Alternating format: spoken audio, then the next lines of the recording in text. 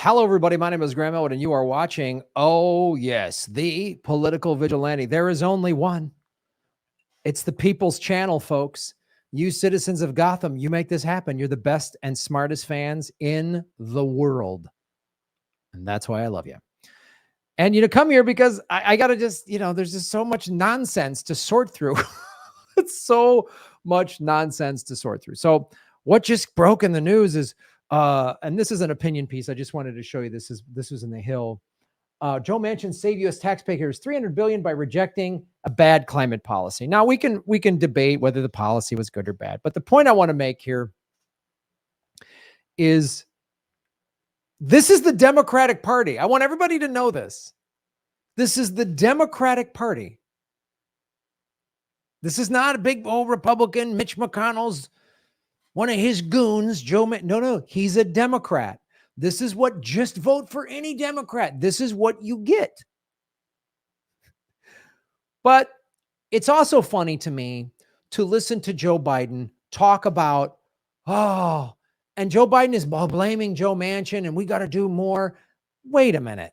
Do you remember in the primary, the Democratic primary in 2019 and into 2020, when Joe Biden literally said, we need a middle ground on climate policy? Bernie Sanders had a Green New Deal. Tulsi Gabbard had a Green New Deal. Inslee from Washington, they all had pretty substantial Green New Deal policy. Inslee from Washington said it was his top three issues were climate change, right? So they were like talking about it, and they had the Democratic.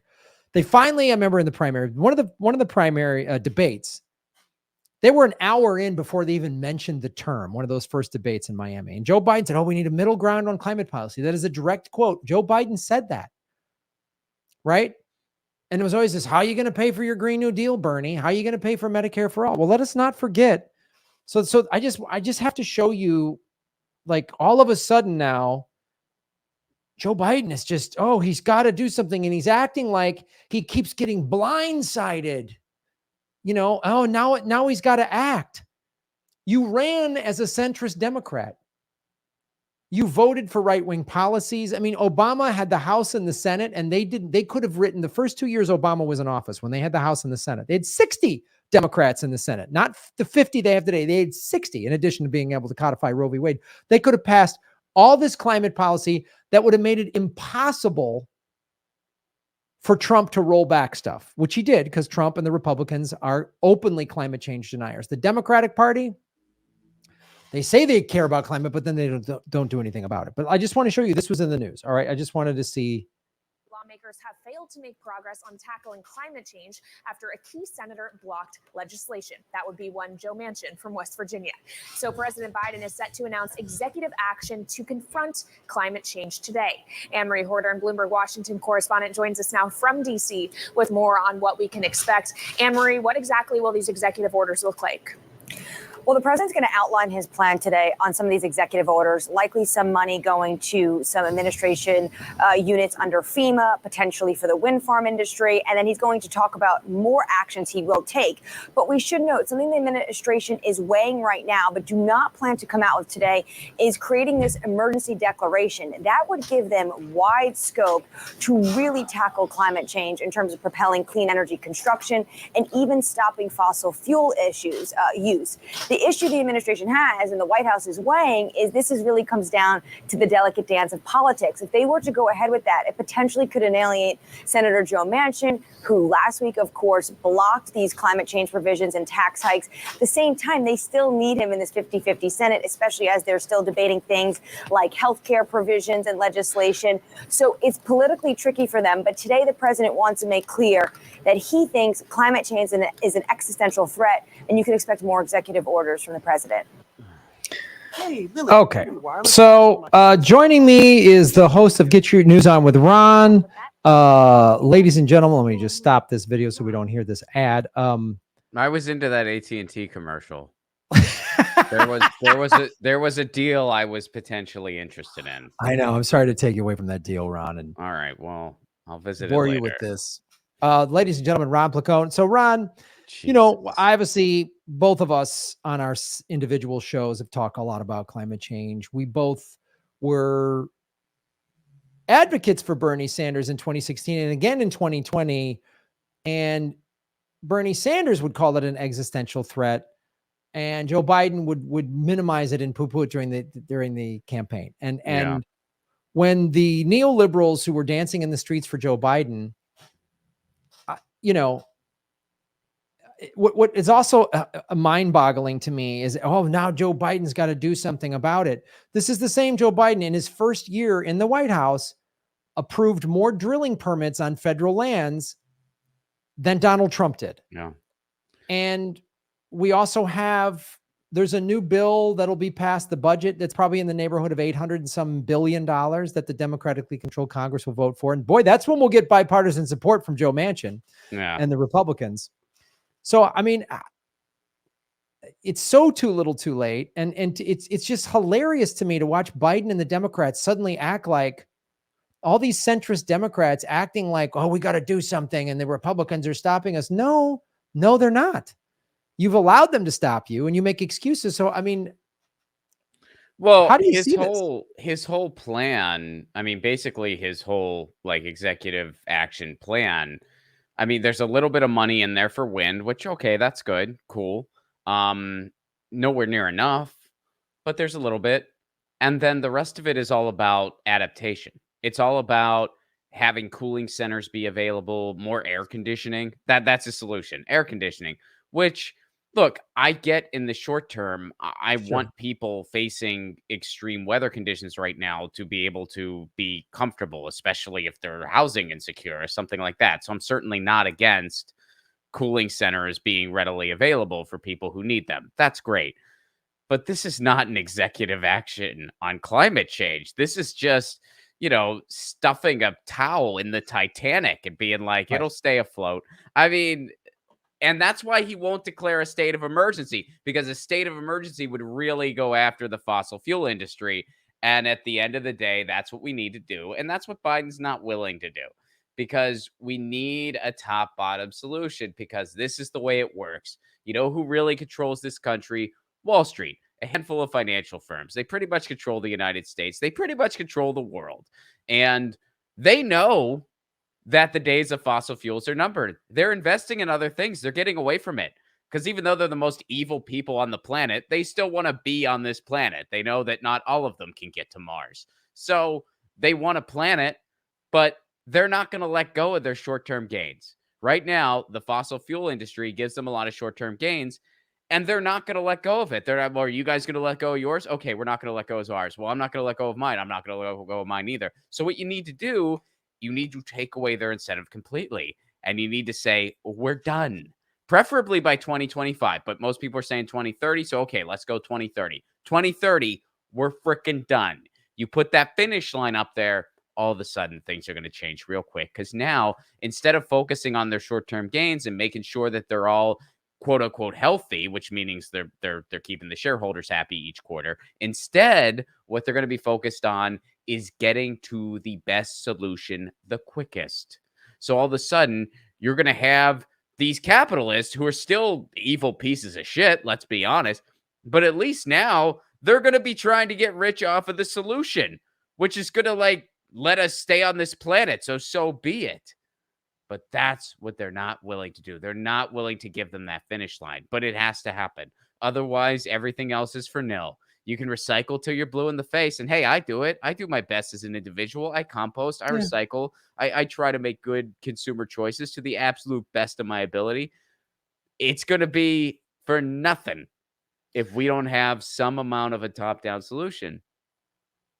And yeah, I mean, I just took my recycling out today and I was just like, all right, I'm going to keep doing this, but I know I'm not moving the needle at all. I drive an electric car. I'm not moving the needle at all. No, I'm not moving the needle at all. Yeah. Without, on the micro level, that's great. You're doing your best as an individual, but you can't unless there's a significant policy change. And it's going to, the thing that's so maddening is he won't declare it a national emergency because then he would be given broad powers. But even if he did, he inherited the COVID-19 national emergency and he did nothing with it because Joe Biden is bought and paid for by Wall Street, just like Trump was, just like Obama, just like Bush, just like the Clintons.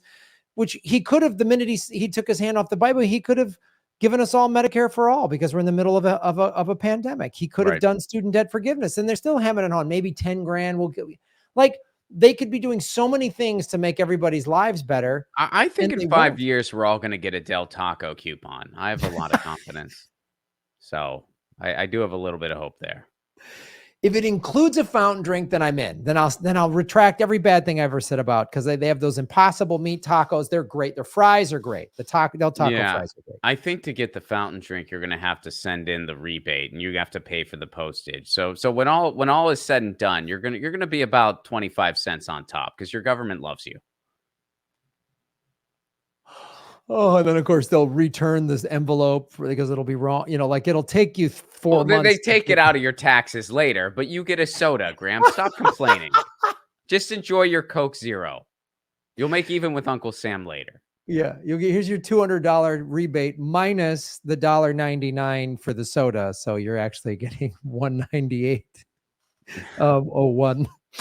But yeah, it's so ridiculous to watch this, and it's all talk and blustering with nothing. I mean, like, you make a great point about Wall Street is well aware of this, so much so that one of the first stories I ever did on this show was about the governor of the Bank of England gave a speech in 2015 saying that there is a fossil fuel, there's a carbon bubble, he called it, because all these big companies have invested so much, and the oil, money, the oil investment, it's a global economy. And so it's going to burst if everybody, so they have to come up with ways to deflate it. And they have to start transitioning to green energy. I mean, like the governor of the Bank of England, who's not some, tree hugging hippie, said this. And then again, sure? that goes back. Huh? He runs a bank and he's not a tree hugging hippie. Are you sure? Yeah, I know, it's weird. I mean, you'd think most bakers are, aren't they? Yes. They all have most of them own organic farms. I mean, that's basically what they do. And they grow they have hemp clothing. They all wear hemp suits. I mean, that's basically how they roll. Big deadheads. Actually, some of them probably are, but anyway. They just fly to dead concerts in a helicopter. Probably. Yeah, like those celebrities that take private jets and helicopters out to Coachella from LA. And then they're wearing culturally appropriated Native American clothing. They were against Nam, and then they decided to join the bad guys. Yeah. They had it right at one point, and then they're just like, screw it, we're cashing in. There's so much money, it's hard to say no. There's money everywhere. There's money. Go be a banker everywhere. So, this is what you get for voting for the Democratic Party. This is what just vote blue. And people will say, yeah, but the Republicans are awful. Yeah, of course. The Republicans, with regards to climate, they are flat out climate change deniers. But then the Democrats do what the Democrats do, which is come in with their incremental centrism and give big speeches and make big declarations and don't do anything with their power. They don't do it. Well, not only that, but they do some shitty things behind the scenes. Yes. Like this is a trend where, and this goes beyond Trump and Biden. It goes further back than that. The Bush administration completely gutted the EPA. They passed terrible policy like the Clean Water and Air Act or whatever that Dick Cheney wet dream was officially called, that really just gutted all protection. And then what does Obama do with that? Well, he opens the Arctic up to drilling. Not that Bush didn't drill a bunch too. Of course he did. But then Obama could get away with a little more because he had a smiley face on it. Trump, their EPA gutted things even further. Trump's EPA completely gutted any slaps on the wrist that were even in existence. So that paved the way for Biden. Now, Trump did plenty of drilling too. But now Biden's going to try to drill up in Alaska, promising he wouldn't do such a thing. So it's a dangerous trend where it's like Republicans will just unabashedly gut everything, and then Democrats just sort of make things even worse too behind the scenes. That's why they're worse, because the Republicans at least are honest. The Republicans have been honest. They said, we don't believe in climate change. We've been trying to take away Roe v. Wade for 50 years, and they did it. The Democrats say, we're going to protect Roe v. Wade. We're going to protect the environment. And then, like you say, they do these things behind closed doors that they just can't be trusted. So it's just more ridiculous theatrics that they're doing. And, it's why, again, we got to get into direct actions and shut down their money and shut down. And you can't protest on a set. It's, we talk about this all the time, general strike. And, I'm hoping with the formation of all of these unions by all these people at the Starbucks creating all these unions, I hope since they're a union, I hope all these union members get together and demand action on climate, or they're going to go on strike. I mean, that would be powerful if people use their union strength, not just for labor and wages, which is obviously its primary focus, but like, we're going to shut down every Starbucks until we get Starbucks to force its hand, because that's what it's going to take. That when you got to hit the corporate sector. I use this as an example when the Washington Redskins had a racist mascot name. And for decades, people were protesting it. And the owner, Snyder, was like, oh, it's part of the Washington history.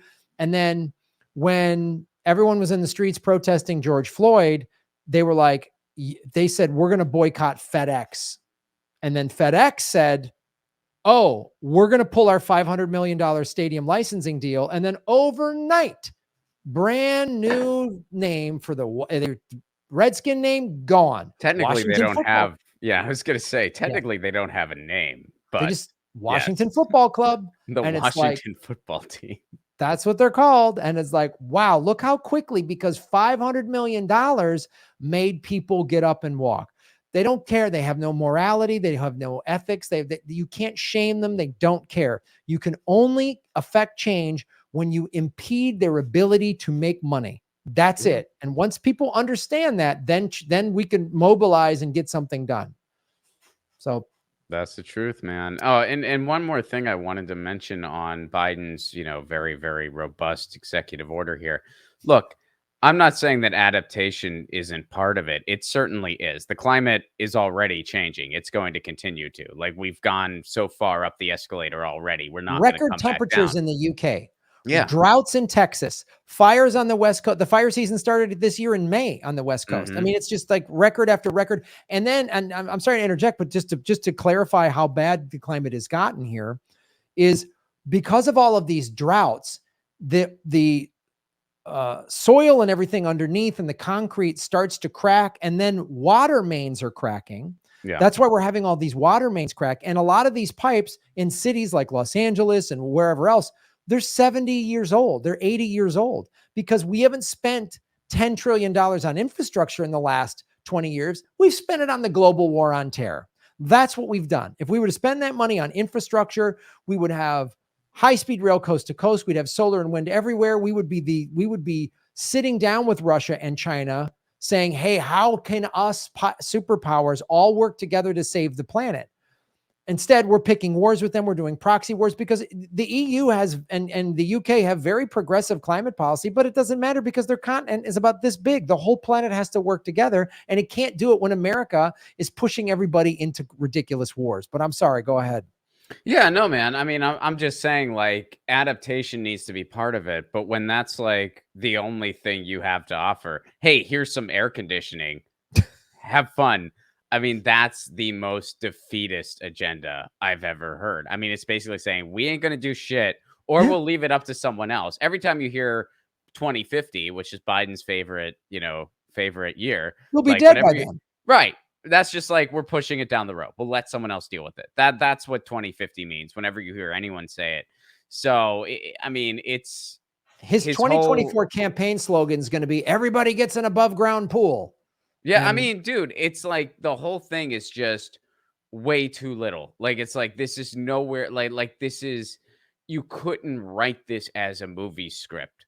Like, all right, I'm going to declare, I'm not going to go as far as to say emergency, because why would I do that? Look around you, everything's fine. But I know it's hot outside. We're going to do more air conditioning. Really? That's all you got? We'll give a little money to wind. Are you freaking serious? You've got to be kidding. Joe Manchin's a meanie. You've got to be kidding me. I know. This is the best you could do. That's why, look, man, if Bernie Sanders was president right now, he would piss all of us off every day. Yes, he certainly would. He would play way too soft with his colleagues, and we would all be pissed off every day. Sure. But you could be damn sure he would also do a ton of executive orders that no one else would be willing to do. Student loan debt would probably be gone. There's a good chance we'd all have health care, and you could be damn sure he would take bolder actions than this bullshit. Yeah. So I'm sorry. Would Bernie solve all of our problems in the White House? Absolutely not. But will we be infinitely better off than we are right now? Yes. And I know it's almost foolish to just think about, because they were going to stop him no matter what. But goddamn, would we be so much better off if he was president right now? And he would be doing all these executive orders that were just like, well, this is done. He just made this happen. And then, which would mean any sort of like real progressives would get reelected, because they'd be like, Bernie would endorse him and be like, yeah, we need more of this. And everybody's lives would be better. And now we're facing a recession. We're facing complete climate collapse. Yeah, we'd still be facing a lot of that, just to be clear. Like I'm not suggesting we'd all be in a utopia right now, but would we be better than we are right now? Yeah. And when you see these bullshit executive actions, I mean, that really drives it home. That it's like, yeah, if Bernie had a climate executive action, it would be better than this. I'm sorry. Bernie would do better than, we're going to get some air conditioning. He would do better than that. Okay. Would the guy piss you off every day? Yes, he would. But he would do better than this. Way better. I'm sorry. He would. I doubt we'd be even in. I doubt Russia even would have invaded the Ukraine because we wouldn't push them into it and spend $60 billion. Anyway, Ron Placone, where are we going to be next week? Tell everybody where you and I are performing. Next week, we're going to be in Portland, Oregon on July 28th, Seattle, Washington, July 29th, and Vancouver, British Columbia, July 30th. Can't wait to see you, Northwest, RonPlacone.com and GrahamElwood.com for tickets. Lucy's not going to be able to make the trip, unfortunately, but she sends her best. Nice. Ron Placone, thank you for joining us, everybody. Shave your knuckles for justice. Boom.